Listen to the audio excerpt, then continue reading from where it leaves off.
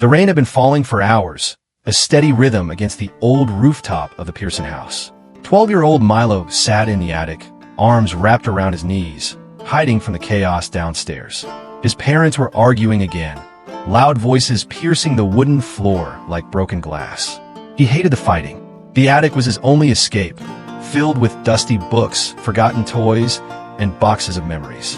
But that day, something different caught his eye. A small, locked wooden chest tucked behind an old sewing machine. It hadn't been there before, or maybe he had just never noticed it. Curiosity pulled him forward. Milo tugged it out and examined the faded initials on top. EP. He tried opening it. Locked, of course, but he didn't give up. Over the next hour, he tried different keys from a pile of junk until one clicked. Inside the chest was a stack of old letters tied with a red ribbon and a photo of a teenage boy holding a guitar. Milo unfolded the first letter carefully. Dear Eli, I don't know how to tell you this, but I'm leaving. The fights are too much. But your music, it's your light. Never stop playing, no matter what life throws. Love, Mia. Milo blinked. Eli? That was his dad's name. He flipped through more letters. Dozens of them, from a girl named Mia. They spoke of friendship, dreams, broken homes, and music. One letter mentioned how Eli once climbed a stage to play a song in front of strangers just to prove he mattered. Milo read for hours, slowly realizing his father had been a lot like him. Shy, scared, stuck in a house full of yelling. And yet, Eli had once been brave. The next morning, the house was quiet.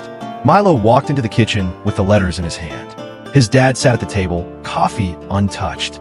Their eyes met. I found these in the attic, Milo said, laying the letters down. Eli's face changed. He touched the top letter gently, like it was made of glass. I haven't seen these in over 20 years, he whispered. You used to play music? Eli nodded. Before life got noisy. Why'd you stop? Eli looked at his son, and for the first time in a long while, Milo saw something different in his dad's eyes.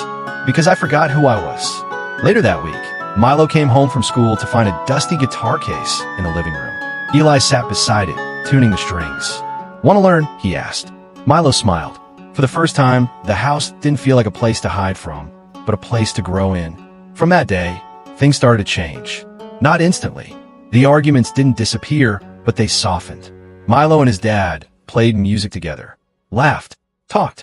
They found healing not through perfect moments, but through honest ones. One night, Milo asked, "What happened to Mia?" Eli looked at the attic ceiling for a long time. She helped me find my voice, but I wasn't brave enough to follow her. You reminded me. Milo nodded. Sometimes, the whisper of change begins in the quietest places, like a dusty attic, an old letter, or the trembling hands of a boy who just wanted peace. Morals of the story. Healing can begin when we open the past with courage. Sometimes our biggest transformations come from the smallest discoveries. It's never too late to become the person you were meant to be. Curiosity, sincerity, and connection can heal generations. Please like, share, and subscribe.